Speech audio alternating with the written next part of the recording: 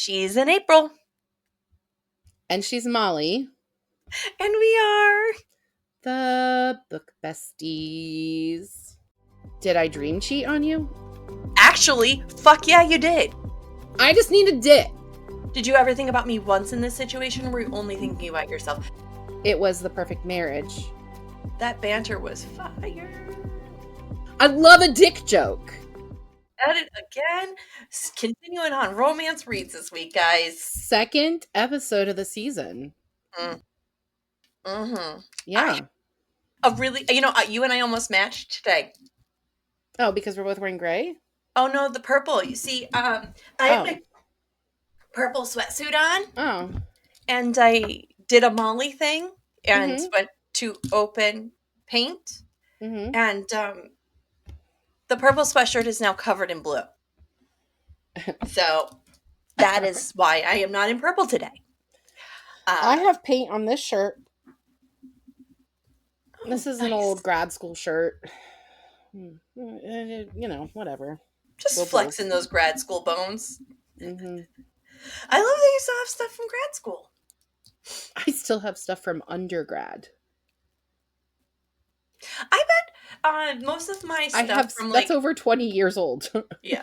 Most of my what's left over of my Coast Guard crap are t-shirts and stuff. Yeah. And I'm not little like that anymore. So the only person that can wear them are Piper right now. So you'll just see her in an old ODU shirt, the undershirt, where it just says Coast Guard. I'm like, hey, Biggs, and just shut up.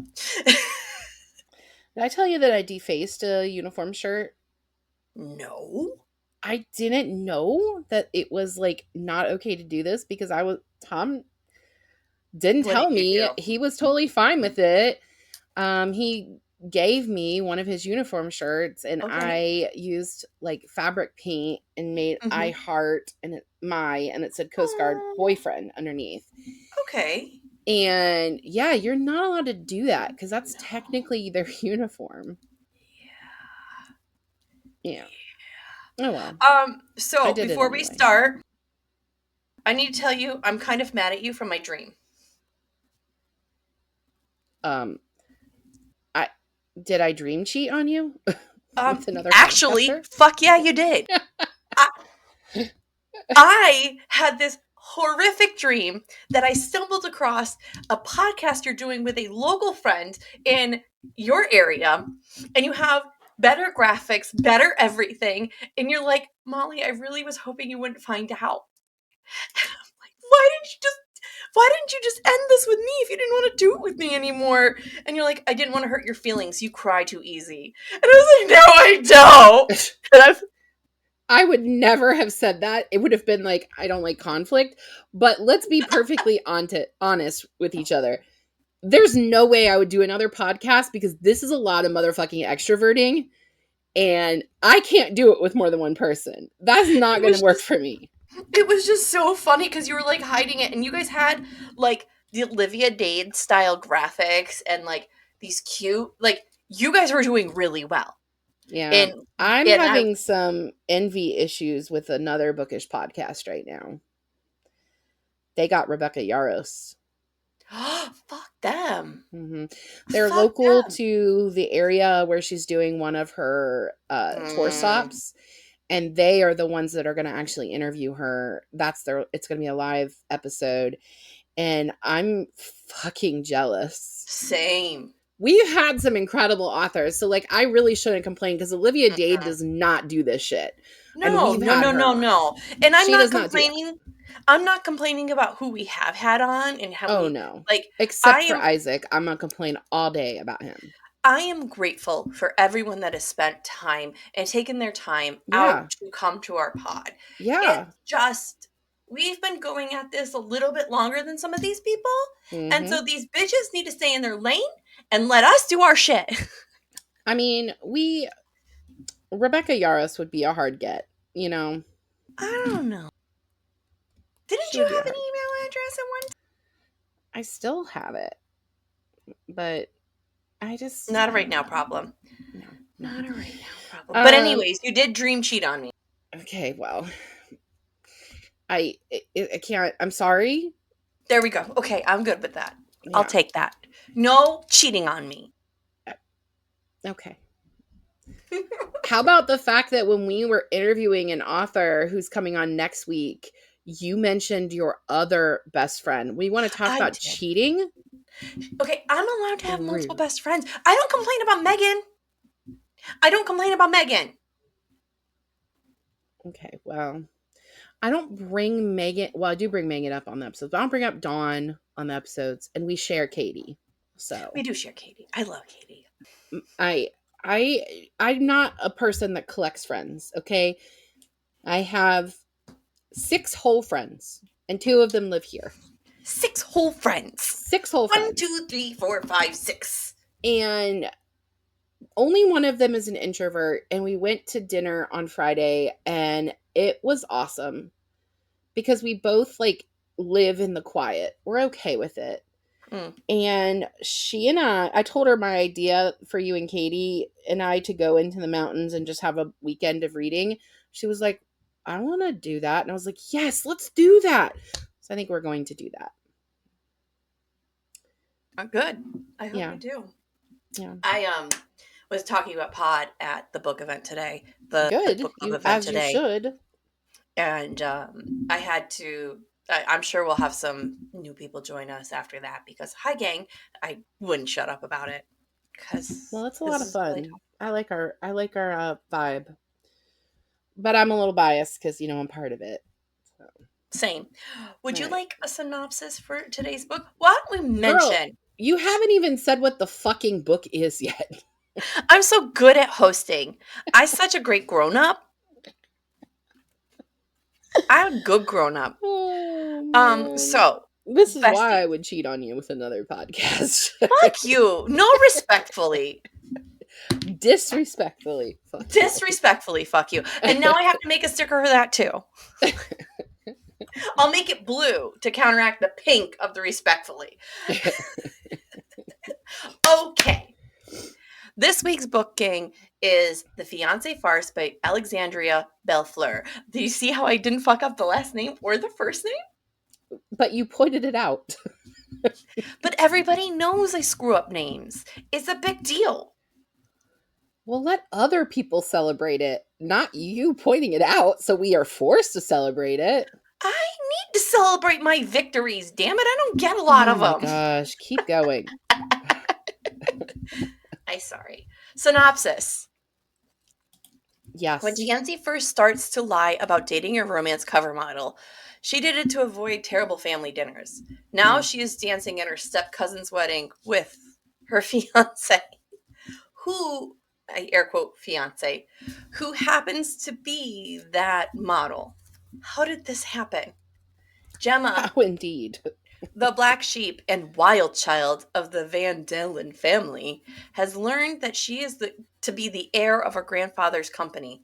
But there's a slight catch. She needs to get married first. So when a pretty stranger starts telling everyone they've been dating, she expands the lie to engaged. Tansy is an introvert who loves her family bookstore and is just trying to keep it running.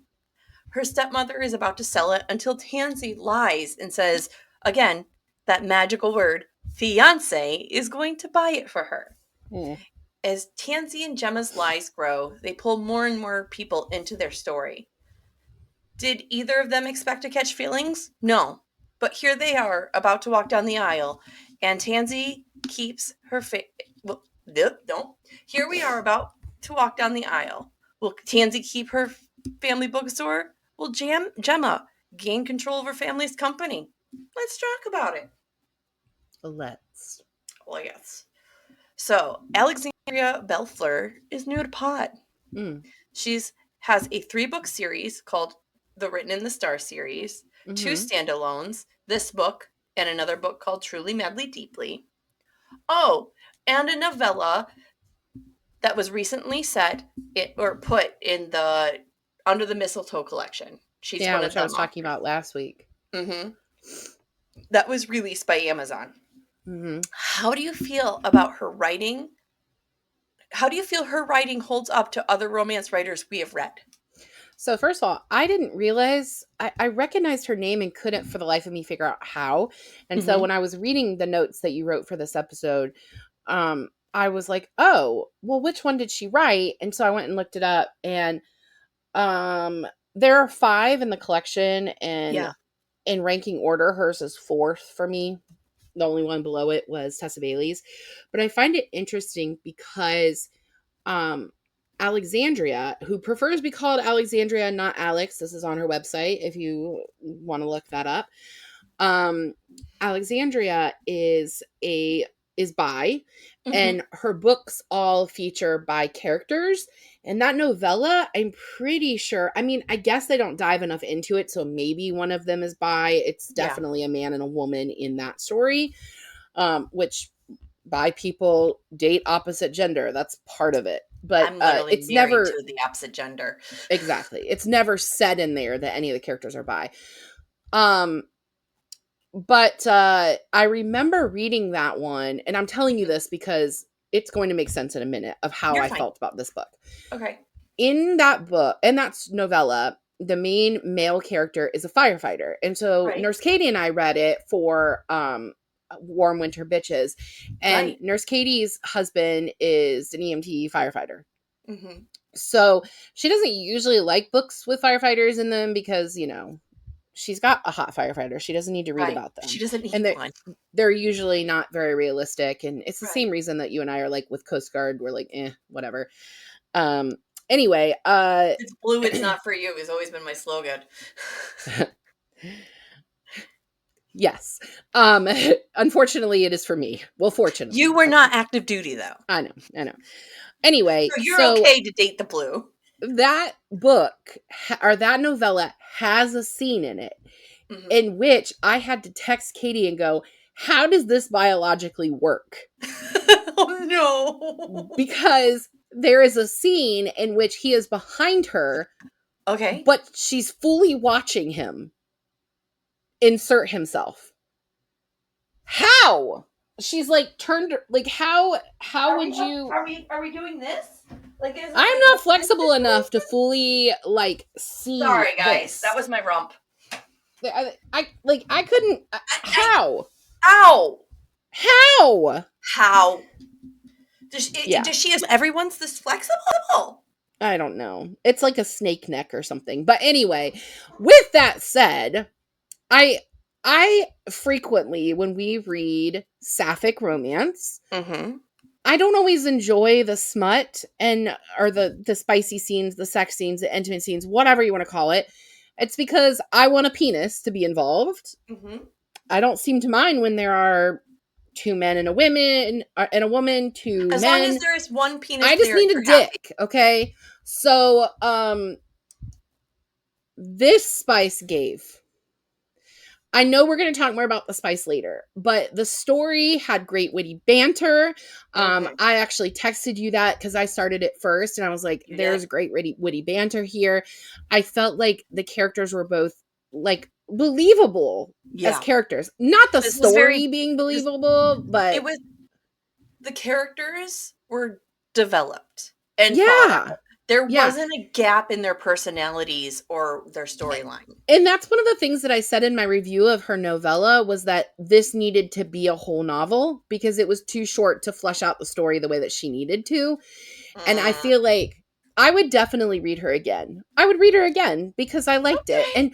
And we've read a lot of sapphic romance. And I usually am like, on the fence. Yeah. This one I liked. Was it the best thing we've ever read? No. But I mean, we don't read so that we get 5 stars across the board. I mean, we'd love that, but that's not why we read. We read for this kind of diversity. Will I read her again? Yes. I like a good sapphic author. I like I think that part of the issue is too, some of the sapphic books we've read have not been written by queer people. And you can fantasize about whatever you want, and you can. I get what you're saying. Do the research or whatever, but like and having this be, guys. It is important to research.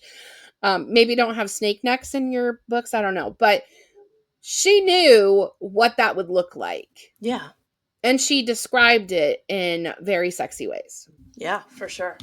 For sure. So overall, I enjoyed this book. The ending didn't hit for me. We're going to talk about the boardroom at the end. We're going to talk about it. I think we should. We're going to. We are thrown right into the thick of it when it comes to Tansy's life in chapter 1. She has been using a lie to avoid her family and has been pretty vague about it. But things start to snowball pretty quickly as soon as Gemma crashes the wedding. What do you think of how these two leads meet and are pushed in together? I mean, I love a fake dating trope. I've said that on this pod before, but I do not like a fake marriage. This is a marriage of convenience, so it's not really even a fake marriage. It's like, this is how one of them is going to save their family business and the other one is going to become the head of their family business. So it's marriage of convenience. I do find it to be pretty far-fetched that she never realized that Tansy never realized that Gemma was in the Van Dalen circle, especially because she dated a Van Dalen when they were younger, and because her cousin is now marrying a Van Dalen. And the Van Dalens are so well known in the area. Yeah. That was and I understand that Gemma was using her mom's name and not Van Dalen, and that's how, but there's no fucking way that this woman is like a wild child of a very wealthy media family and people don't know who she is. She's basically like Paris Hilton. And they've made it very clear she's been in the tabloids. So she's probably seen her face on the internet other than her Instagram shit. Right. And it wouldn't be, they maybe would use the last name that she was choosing, but it would definitely be, the headline would be Van Dalen heir. But that also goes in the reverse, because a lot of her family, the Van Dalens, act like they didn't know she was using this last name West every once in a while. Right. Which they did because they knew about her modeling career. Right. There was some inconsistency there for sure. Yeah. And like, I just feel like it would be like any of the socialites that are heiresses. Like we got Paris Hilton is the easiest one to mention because everyone knows who she is. But it would have been the same thing. There was the Johnson & Johnson heiress. This is like, I don't know, 20 years ago, started dating Tila Tequila for a while. Everybody knew about that. I didn't fucking know who that woman was, but I knew that because the tabloids picked that up, But Tila Tequila's not even a real bisexual. She did it for the press. Do you know that she joined the Nazi party? She's Asian. Right. And she said, I quote, I loosely quote, she said she felt like they appreciated her because she brought diversity to their group.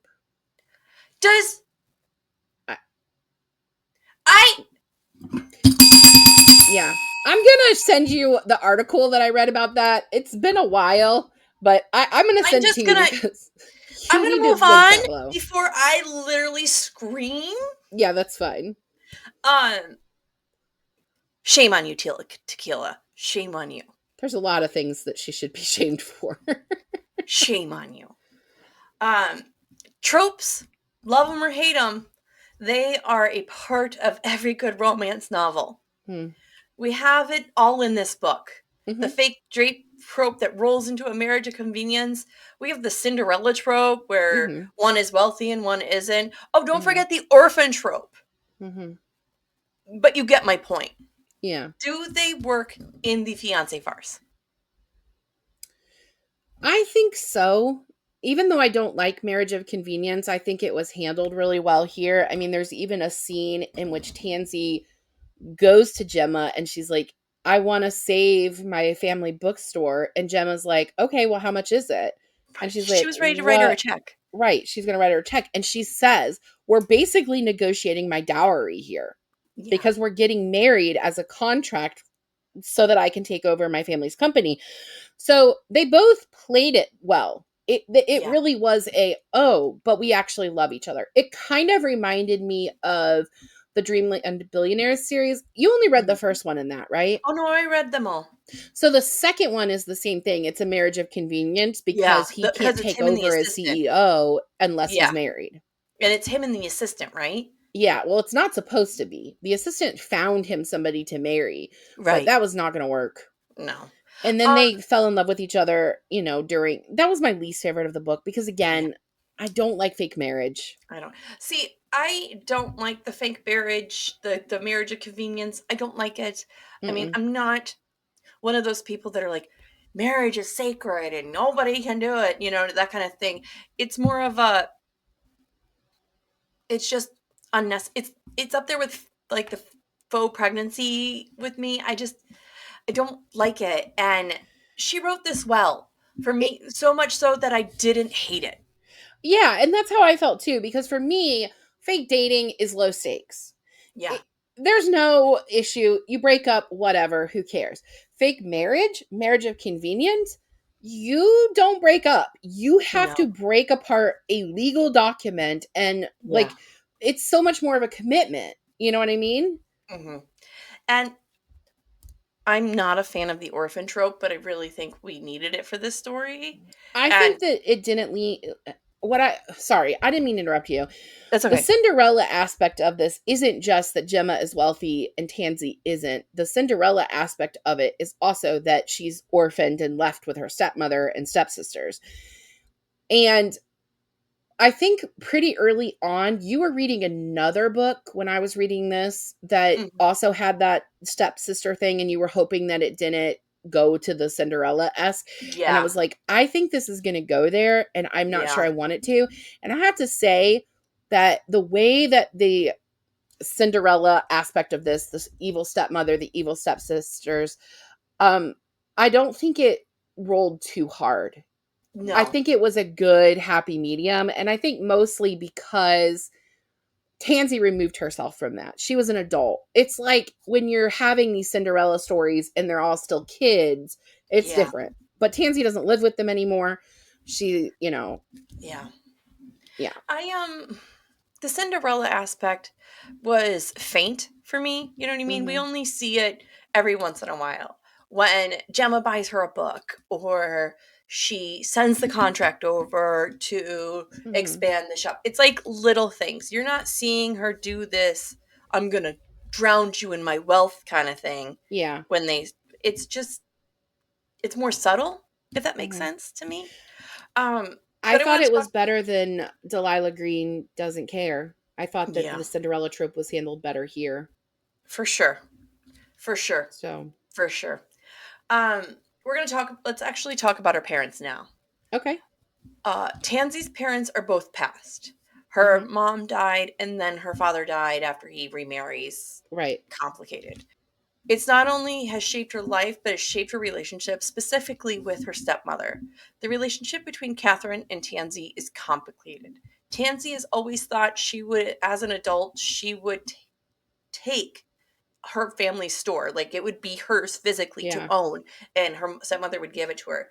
But that's not the case. In fact, when we first meet Tansy at work, her stepmother, Catherine, has approached her to let her know that she has a buyer for the store.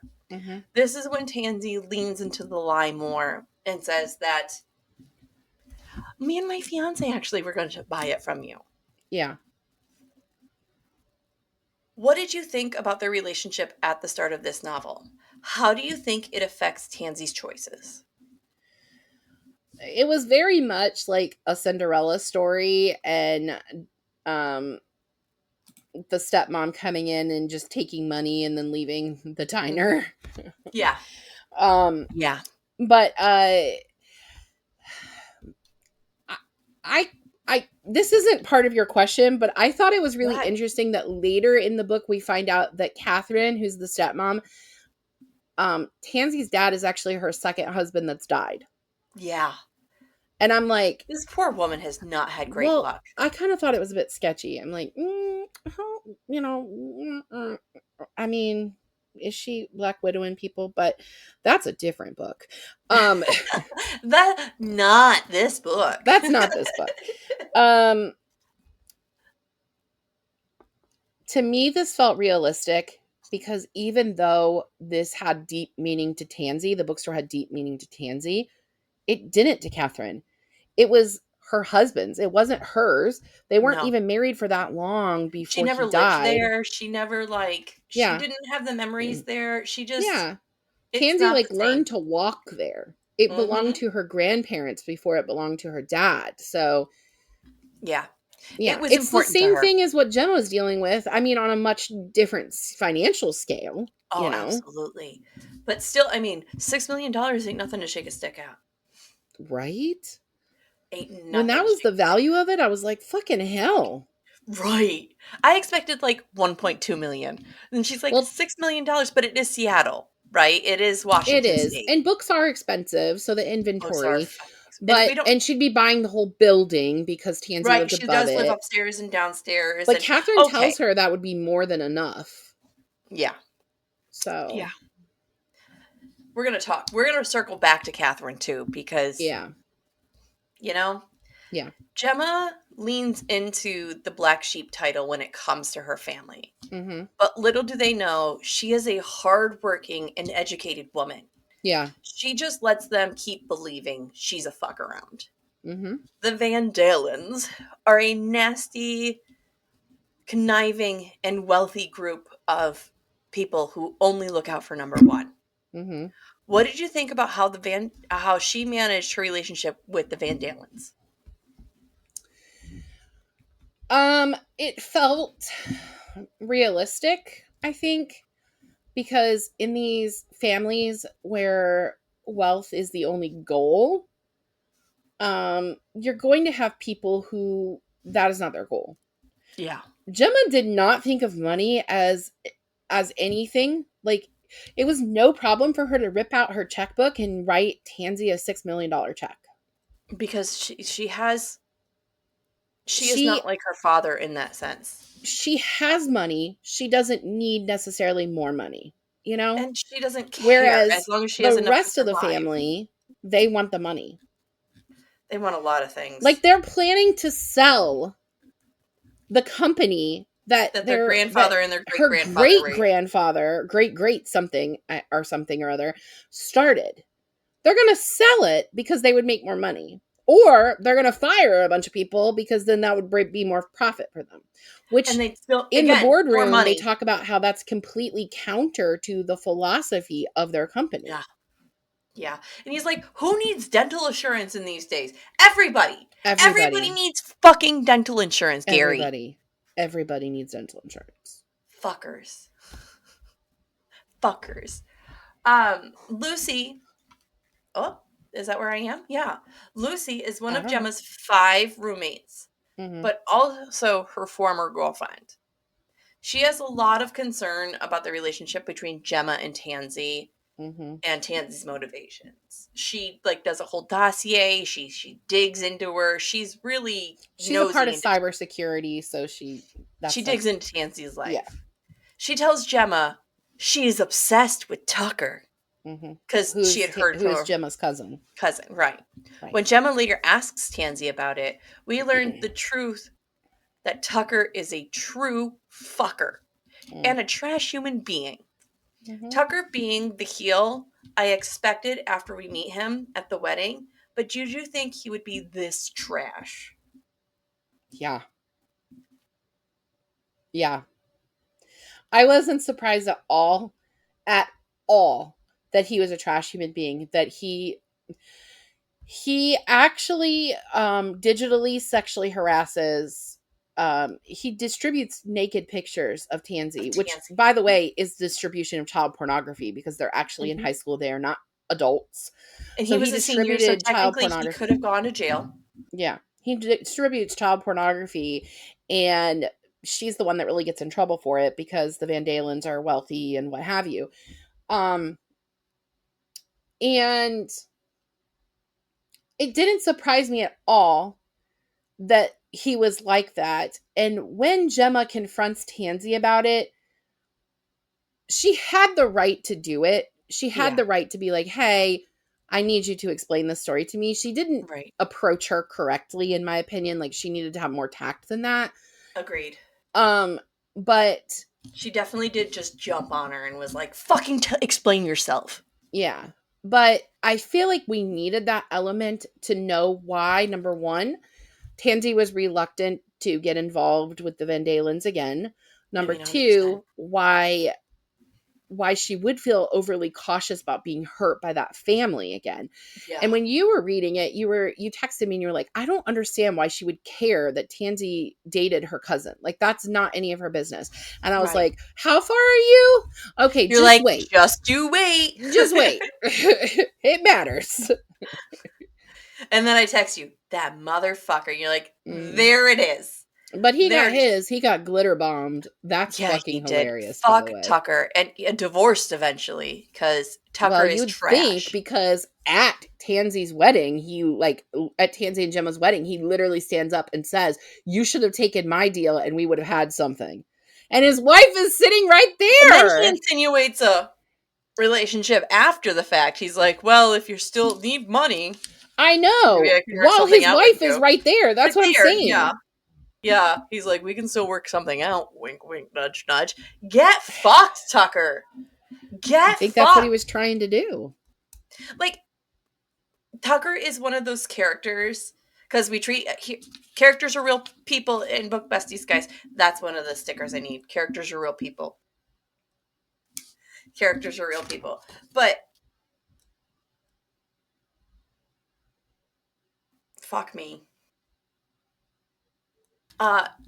Tucker should have went to jail. Tucker should have been held responsible because those are child porn allegations. He's also guilty of extortion as an adult. Like, and that's just what we know. Mm-hmm. That's just what we know. Mm-hmm. Ugh. Yeah. All right, let's move on from Tucker and his trash behavior. Yeah.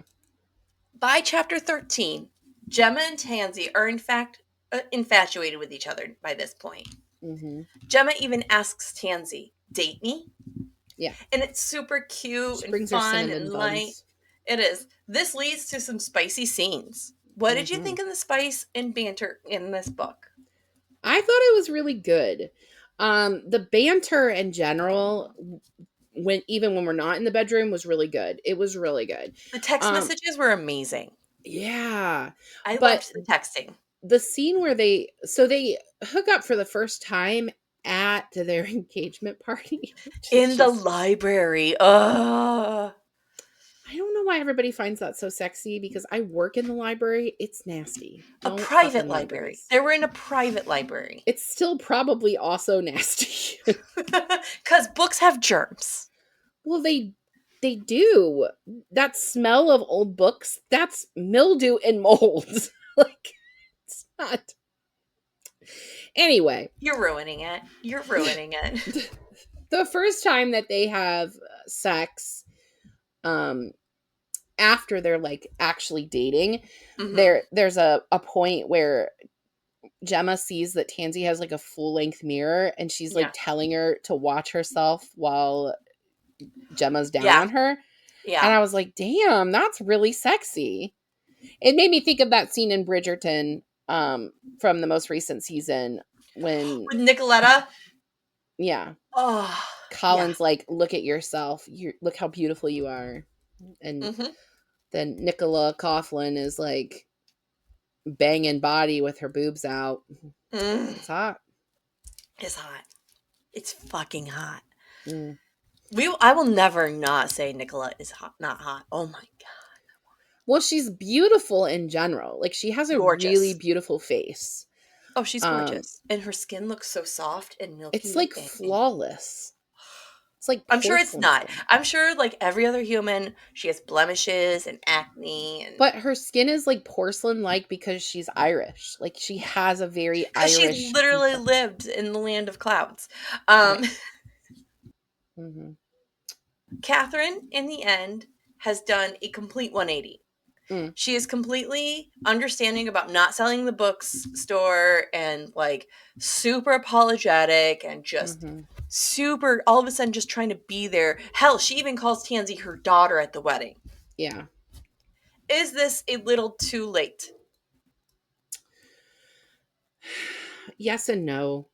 I understand where Catherine was coming from in terms of not feeling like she could claim Tansy right away. Like, they were Mm-hmm. newly married. I mean, of course, you have a dating timeline that they would have known each other, but she had just lost her husband and she was grieving as well. I don't think it was all intentional. And she did try to include her as an adult. You know, she was trying to Right. get her to come to family dinners. And I think that Tansy just had enough trauma when she was growing up that that wasn't something she was open She was to. just done with him.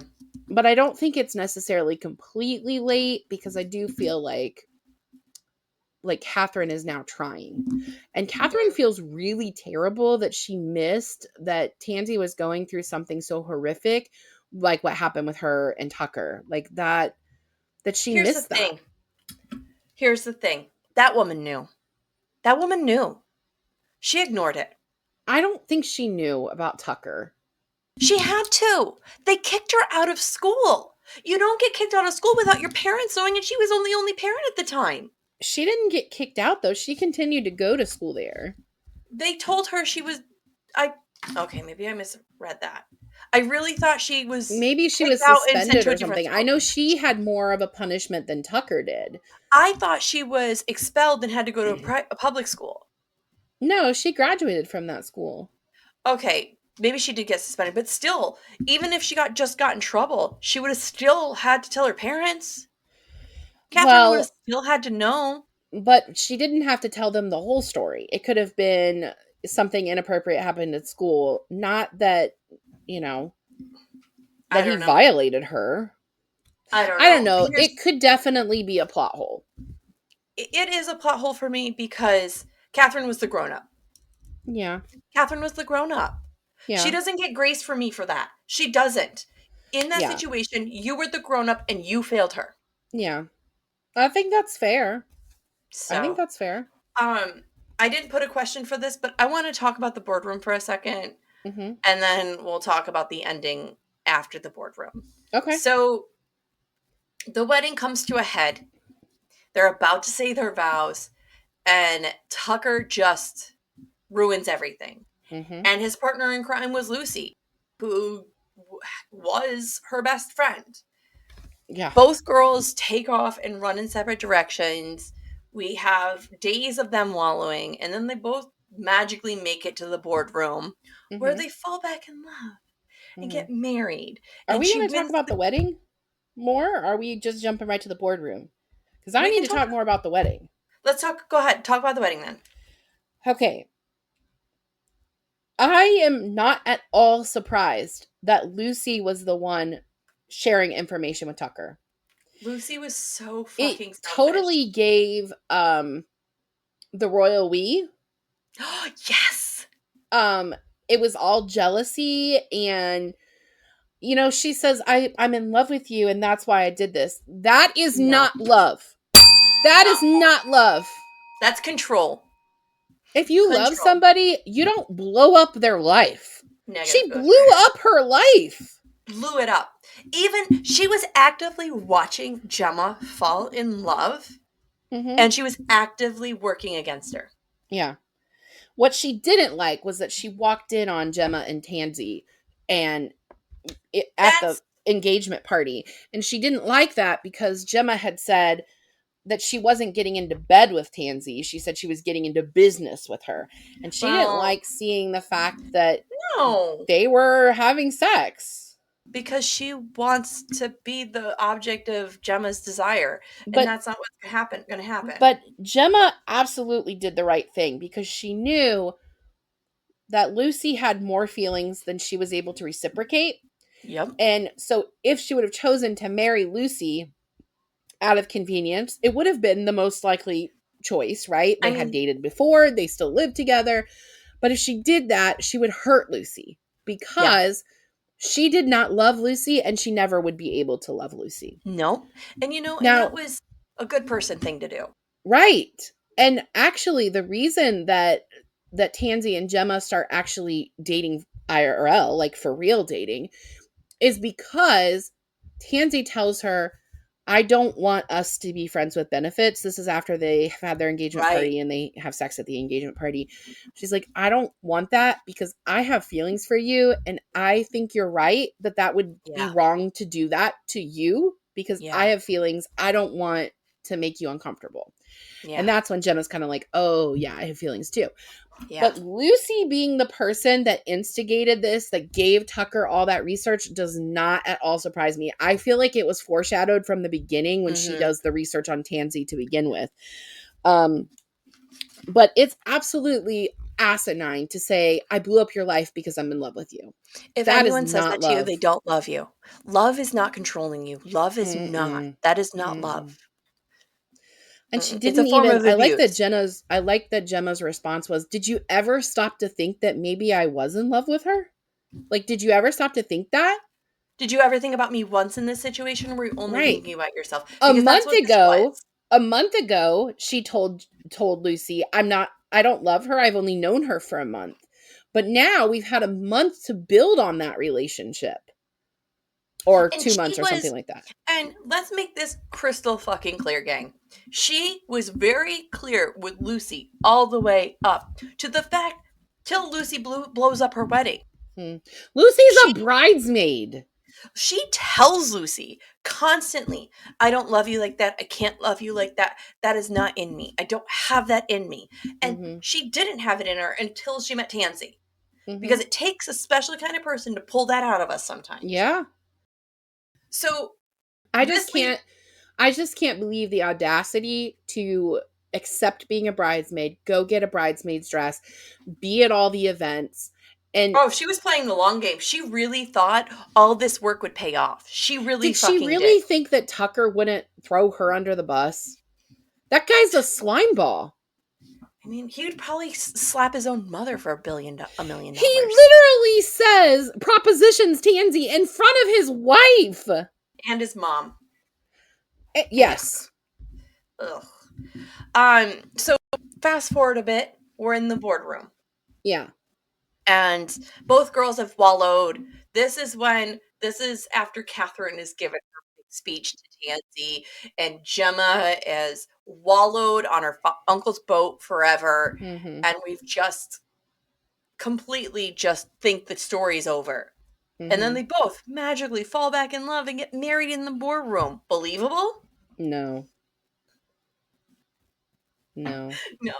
So I don't think so. It wasn't just that they magically got married in the boardroom. You're skipping over the fact that the board agreed to let them get married, and then that would fulfill the condition that Gemma still gets the company. What should have happened? Here's what should have happened, because this is the big bell ringer for me. This took this book from a 3.5 to a 3 for me. Okay. Valid. This is what the problem is. What should have happened is that the board should have still voted Gemma in. They had the power to do that. They had the power to select the CEO because Gemma did not fulfill the obligation. Which, by the way, giving somebody only 6 months to get married when they're not in a relationship is kind of motherfucking ridiculous. Wild, Grandpa. Wild. Yeah. That's and also counter to pretty much everything about that family that we know.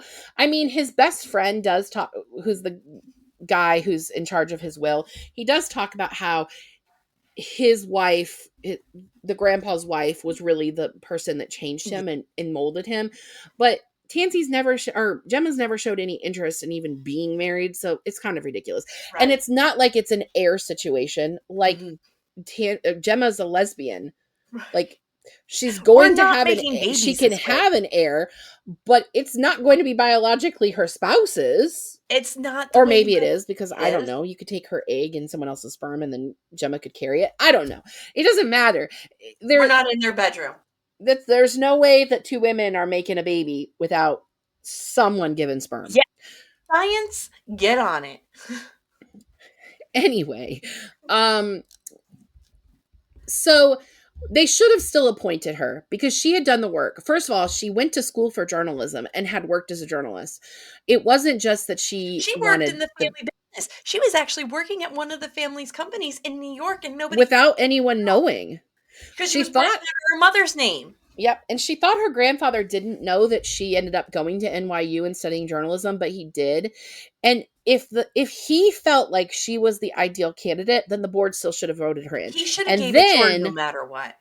and then after that happens, Gemma goes to Tansy and tells her, I don't want you because I need you in order to fulfill this obligation. I want you because I want you as a Yeah. person, as a human, as my lover, as my partner.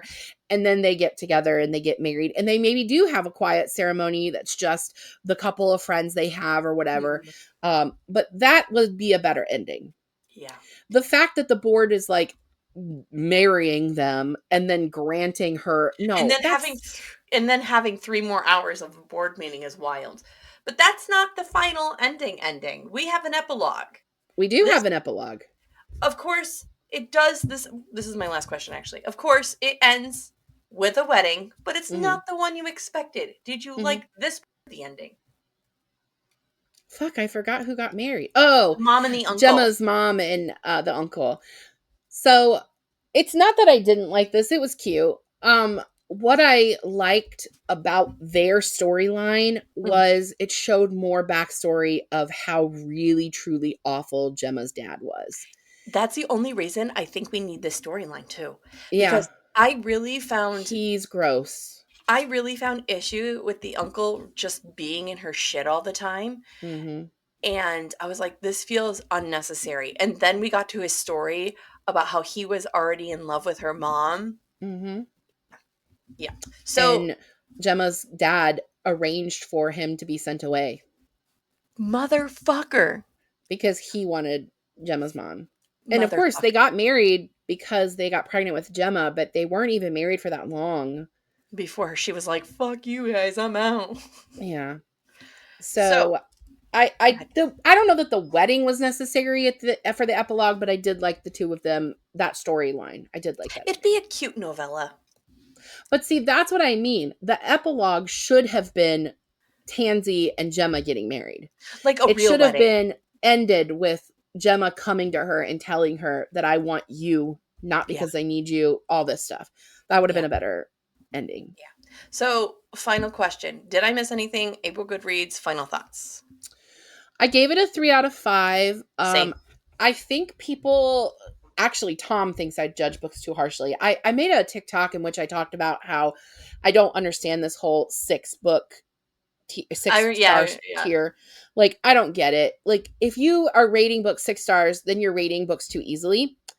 I don't give a lot of 5 stars. You gave To Onyx me, Storm 6 stars. no, I still only gave it 5 because that is the max. I just understand it a little bit better now. I feel comfortable with a 3-star rating for this. I do too. I would definitely read her again, but this is something that I've said several times on this podcast. I don't read romance because I expect it to be 5 stars. Right. I read it because I know what I'm going to get. I want a happily ever after. She's not a terrible writer. Mm. There's a lot of she doesn't write shitty descriptions. It's very clear and Good thoughtful and banter. Very good smart. banter. It's just storyline stuff for me. It wasn't about the Yeah. physical writing, it's storyline stuff for me. And that's Yeah. just personal taste, you know?